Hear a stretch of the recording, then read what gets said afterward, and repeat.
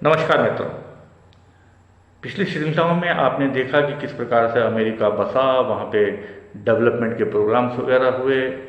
उन लोगों ने किस प्रकार से अफ्रीका से गुलाम वगैरह मंगाए और गुलाम वगैरह मंगा के उनको अपने खेतों में लगाए, वो अपने साथ भांग को लेके आए। उसी समय के आसपास रूस के अंदर 1917 के अंदर लाल क्रांति हुई। लाल क्रांति होने के पश्चात अमेरिका को हमेशा एक कैपिटलिस्ट कंट्री होने के नाते डर सताता रहा कि रशियंस जो हैं वो हमारी युवा पीढ़ी को बर्बाद कर देंगे। और उसी समय के आसपास अमेरिका के अंदर हरे रामा हरे कृष्णा यानी हिप्पी कल्चर की भी शुरुआत हुई।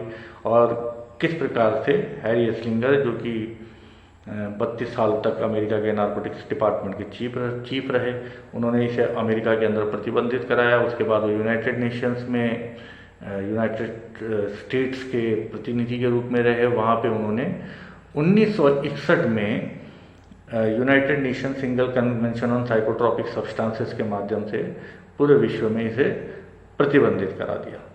अब पूरे विश्व में जब इसे प्रतिबंधित कराने की बात हुई तो कुछ देश जो भारत जैसे देश थे, भारत जैसे देशों ने कहा कि ये हमारे यहाँ जो भांग का पौधा है, एक बहुत बड़ी जनसंख्या जो साधु समाज है, जो मेडिटेशन के माध्यम से अध्यात्म को समझने की कोशिश करते हैं, वो जो रिलीजियस पर्पस से भी काफ़ी ज़्यादा उपयोग में आता है, जिसकी वजह से हमारा साधु समाज जो है इसकी काफ़ी विरोध करेगा। तो 1961 के बाद हमें यूनाइटेड नेशंस ने बोला ठीक है, आपको 25 वर्षों का समय दिया जाता है कि आप इन 25 वर्षों में अपने यहाँ हेम्प को यानी भांग को प्रतिबंधित करें। तो उस वक्त 1961 के बाद इंडिया के अंदर 1962 की लड़ाई हो गई, फिर 1965 में लड़ाई होगी। 1965 की लड़ाई के पश्चात पॉलिटिकल उथल पुथल वगैरह चलती रही। देन 1971 की लड़ाई हो गई, फिर इमरजेंसी आ गई। इमरजेंसी के आने के बाद फिर थोड़े दिन बाद इंदिरा गांधी की हत्या हो गई। 1985 में राजीव गांधी जो भारत के प्रधानमंत्री थे, उन्होंने NDPS एक्ट के माध्यम से इसको भारतवर्ष में पूरा प्रतिबंधित कर दिया। उधर दूसरी तरफ क्या हो रहा था, हैरी एस्लिंगर जो थे वो उम्र दराज हो रहे थे। उनका जो ये पूरा का पूरा अभियान चलाया था भांग के प्रति, वो यूनाइटेड नेशंस के माध्यम से पूरे विश्व में प्रतिबंधित करने के पश्चात वो दरकिनार कर दिए गए। उनकी किस प्रकार से वो वॉर ऑन ड्रग्स के नाम से वो पीछे पड़े रहे इसके, और किस प्रकार से इसके विरुद्ध में कितने कठोर कानून बना दिए और उसका समाज पे क्या असर पड़ा है, और कितने हजारों लोग पेड़ पौधों के कारण जेल के अंदर बंद हो रखे हैं। तो काफ़ी आंदोलन चला और हैरी एस्लिंगर जो है वो पद से हटाए गए।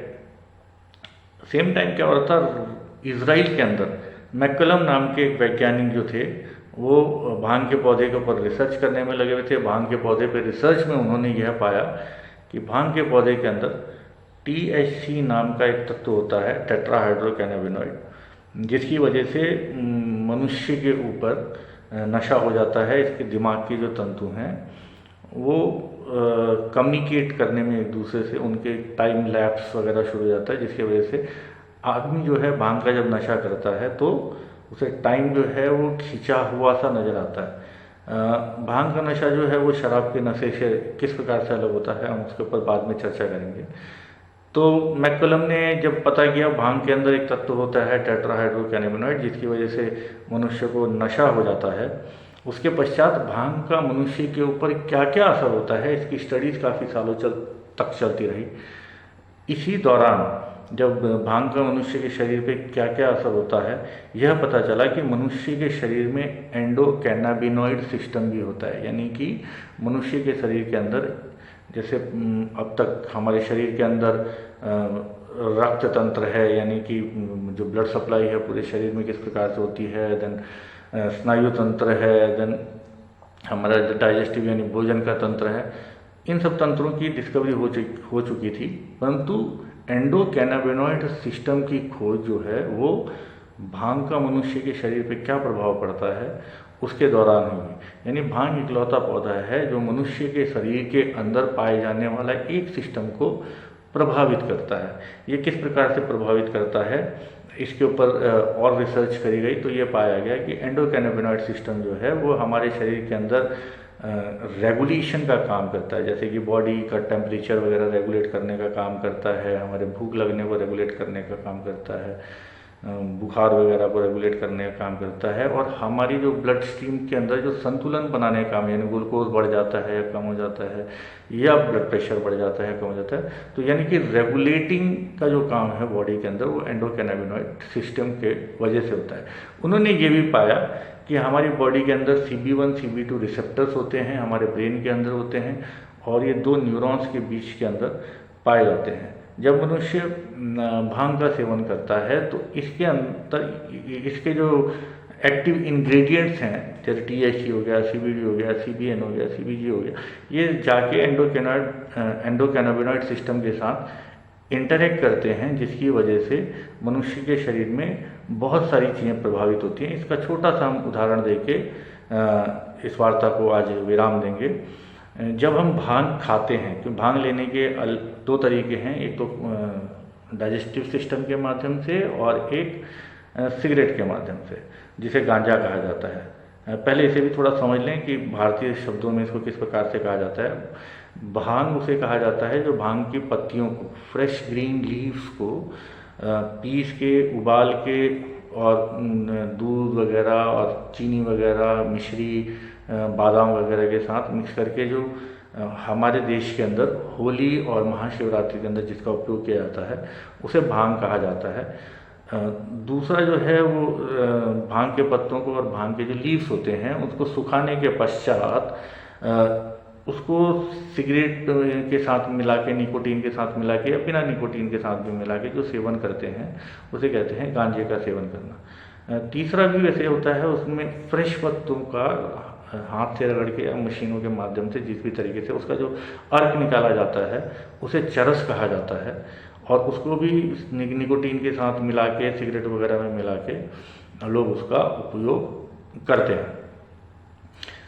तो जब हम भांग को खाते हैं, कंज्यूम करते हैं डाइजेस्टिव सिस्टम के माध्यम से, तो वो हमारे पेट में जाता है और डाइजेस्ट होने के पश्चात वो हमारे ब्लड स्ट्रीम में जाता है। ब्लड स्ट्रीम में जाने के पश्चात वो हमारे ब्रेन के जो सोचने वाली जो कैपेबिलिटी है, इमेजिनेशन की जो कैपेबिलिटी है, उसको बढ़ा देता है।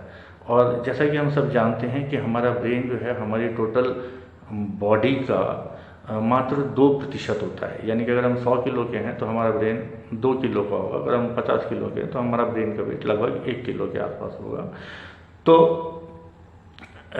जब हम भांग खाते हैं तो हमारी इमेजिनेशन की कैपेसिटी बढ़ जाती है, और इमेजिनेशन की कैपेसिटी बढ़ने की वजह से जो एनर्जी कंज्यूम हो रही है वो बहुत ज़्यादा बढ़ जाती है, क्योंकि हमारा 2% ब्रेन जो है 20% एनर्जी कंज्यूम करता है, यानी मात्र 2% ब्रेन 20% एनर्जी को कंज्यूम करता है। जो भी हमारा शरीर हमारे खाना खाने के बाद ग्लूकोज वगैरह बनाता है उसे 20% उसमें से जो है वो हमारे ब्रेन को सप्लाई कर दिया जाता है। तो जब भांग खाने के बाद हमारी इमेजिनेशन की पावर बहुत ज़्यादा बढ़ जाती है तो एनर्जी का कंजप्शन भी हमारी बॉडी के अंदर बहुत ज़्यादा बढ़ जाता है।